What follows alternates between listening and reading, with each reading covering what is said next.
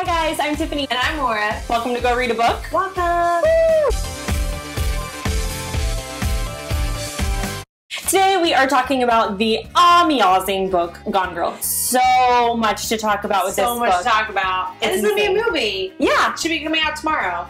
Is it really tomorrow? Yep, tomorrow. Wow, oh my Already. gosh, I have not been keeping up with it. Earlier in the year I was like counting down the days and now it's like here. Ben Affleck's in it. Ben Affleck is in it. I have a little thing with Ben Affleck. He doesn't know about it, but it's intense. But everyone else does. So this book, let's just dive right into it. Okay. This book is a total massive page turner. Massive. Like the biggest I've read in ages. I haven't read something like this in such a long time where I can't stop. Yeah. I was up like all night like you normally are. Yeah.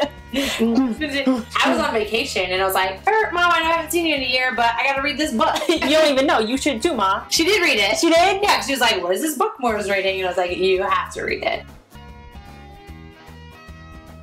I was reading an article that, is it Gillian Flynn or Gillian Flynn? I think it's Gillian. Gillian? I mean, it's Gillian Jacobs, so I'm gonna extrapolate that to Flynn. Yeah. She wanted to do a movie about relationships, specifically long-term relationships, and the book centers around Nick Dunn and Amy Dunn and their relationship going from when they met in New York City, living this great, awesome life as two writers, to living in Carthage and living their life is not as elegant and fun and glamorous as New York is, living in the middle of the country. It's how they interact with each other. The first part of the book is Nick and about how like their relationship is kind of deteriorated, and then her diary of how he is so bad. And so you're getting two conflicting points of view, but it turns out that neither of them are really telling the truth. Yeah. So they're both liars. They're both liars. Yeah. It was well crafted and well written, and I really, really enjoyed it. This book, when you first start reading it, you kind of are on one person's side, and then maybe a little bit later you're on another person's side. Yes. When I was reading it, it seemed off. I didn't know anything about it. I didn't know if there was going to be a twist. I didn't know anything. I just knew it was a really good book. So I didn't go into it like, oh, what is the plot going to be? I knew that Nick didn't do it. Like I just had a feeling, because I think they're trying too hard to make him look like he did it. Like, oh, she's writing the diary. It just seemed too easy. Like that wouldn't have been a good book. She made him sound pretty horrible in her diaries. You know, talking about like in the beginning, this is how our relationship looked and everything was so perfect and beautiful, and then like the unraveling of their relationship is so messy the way that she writes about it, and she does write about it perfectly, which we later find when that twist comes. You feel like you're part of it. It seems extraordinarily painful. Yeah. What did you think that happened? Did I think there was going to be a twist? Yeah. What did you think, like when you were reading it, that like... I thought it was going to be a standard mystery, and I was pleasantly surprised that it wasn't. I thought it was going to be like, okay, she's missing, and then we're going to figure out who was the neighbor, who done it. Yeah. I just thought of that. It wasn't Nick Dunn who done it. I definitely thought it was just going to be a standard who done it though, and then you get to that middle part and everything. So basically halfway through the book, you're reading it and you're like, oh man, this page is good, it's good, it's good. And I can't remember if on the book it said like part 2 or something like that, but then you read it and then it's from her and she's still alive and she made everything up, and you're like, we're talking about like on We Were Liars, like, oh, my mind's blown. I'm like, no, this is a real mind-blowing moment when you flip the page and you're like, what just happened? You have to take a second and you're like, I can't believe what is happening. We find out that she had been writing this diary that was completely falsified. Well, and you know what? That's actually kind of questionable. There are things in there that may have been true in their relationship that maybe she played them up. We don't really know. Like when they talk about the bakery scene earlier in their relationship. Oh yeah, I thought all the earlier stuff, like the in-love stuff, was real. Because I think that's what it was. That they had a very exciting relationship in the beginning. Then they moved to like the middle of nowhere. Right. The thing is, and I think so too. That's my take on it, that all of that part was real, and then when it becomes the part where she's describing him doing things that we later find out he never actually did to her. Yeah. How crazy is that? It's sick.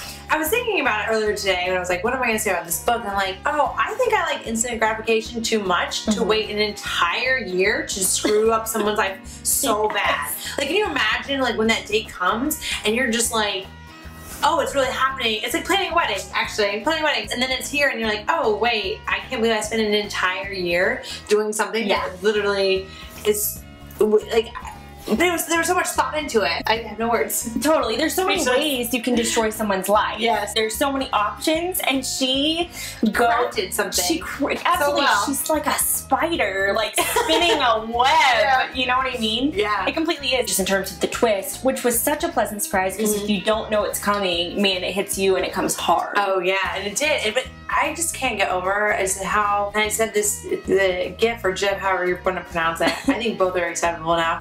Taylor Schilling in Orange is the New Black, and they talk about books a lot, because I guess when you're in prison, that's all you gotta do. And she was reading Gone Girl, and she's like, it's almost the perfect book. And that's exactly how I feel about it. Like, I mean, from beginning to like almost the end, it was absolutely mind-blowing, incredible, and I was like, this is the best book, one of the best books I've ever read. But I didn't like the ending. Yeah. How do you end a book like that? You just can't. I think it would just be like, oh, she died, couldn't finish it. The thing is, the crazy part is like she had to finish her plan, and her plan keeps going, which is what I admired about it. Yeah. And by the end of it, I'm kind of like, okay, let's get to it, and so many plot points happen right at the end, you know, with her getting herself pregnant and all of this, and you think it's gonna be over, and it's not that's right, over. that's true. Okay, that is very true. I was like, okay, it's gonna end now, and then there's like 2 or 3 more chapters left. I'm like, what? What are you gonna talk about? But the fact that you just went with her because you wanted a kid so bad. Like, I understand how people like drama and people like crazy, but like, that is insane. Like, she wanted you to probably get the death penalty. He could die over something because he cheated on her. Why would you want to be with a cheater? That's a whole another story, like being on when someone cheats on you. But it's interesting because at first I hated him so much for that. Yeah. And then, if I'm being completely honest, by the end of it, I'm like, you need a hug. Yeah. You need a girlfriend. You need a girlfriend and a hug, and maybe like a mother figure. You know, maybe he just needed an escape from the crazy, you know? And like, I'm not condoning that whatsoever. I think it was mundane. I don't think it was crazy. I think it was just because you're too out of work. I mean, you know, with the economy, and I'm sure this happened a lot, where they're like 2 people in a relationship were out of work, and especially writers, and you're coming into like the internet and all that stuff, and you move back home to somewhere where like you're used to New York, and she's used to this life and being a perfect Amy, and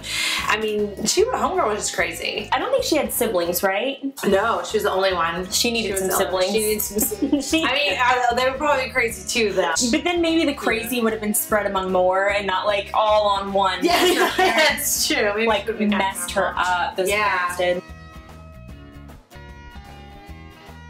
Something you had mentioned once before to me was that this book does not really have a clear protagonist. It's like 2 anti-heroes. Yeah. Just in terms of like literature itself, and that's so true. It's like you end up in the end kind of hating them both. I hate Nick less in the end. Yeah. I didn't hate him in the beginning. I knew that he didn't do it. Like, I just had a feeling that he didn't do it, and like, but who possibly could have done it? And maybe at the end when I was like, you're that crazy enough to stay with this woman after she has literally put you through hell on earth. But that's what's so good about it, is that it's a book where you don't love really any of the characters, because you can't. I mean, Nick, he cheated on his wife, which isn't okay, and she's conniving and psychotic. Yeah. I would definitely recommend this book. It's a must read. Pick it up, give it to everyone you know, talk about it. It's so much fun, and it's an absolute page turner. You've got to read this book. Yeah. I agree completely. This is a great book to give to people who don't necessarily want to read, and it's kind of scary because it's a pretty long book. But every page is worth it. I promise you. Just read this book. It's so good. It's so good. The next book we're going to be reading is The Ocean at the End of the Lane, a novel. I love when they remind you what it is. By Neil Gaiman. Check out this book. We're going to be reading it next. We want to know what you think about it in advance of the posting of the video, which will be 2 weeks from today. Run out and grab a copy. We cannot wait to talk about it. And if you missed 2 weeks ago with Keanu Lee, The Maze Runner, please watch that. It's a little different. We just talked a lot. I don't know. We talked a lot about the book, but just let us know what you think. We had a good time. Yeah, we had a good time. Make sure to let us know what you think about this book. We really want to have a discussion about it. I can talk about it 4 days. 4 days. So let's do. Yeah, please. Twitter, comments, Instagram, Goodreads. Yeah. I'm Tiffany. And I'm Moira. Thank you for watching. Go read a book. Yeah. Yeah.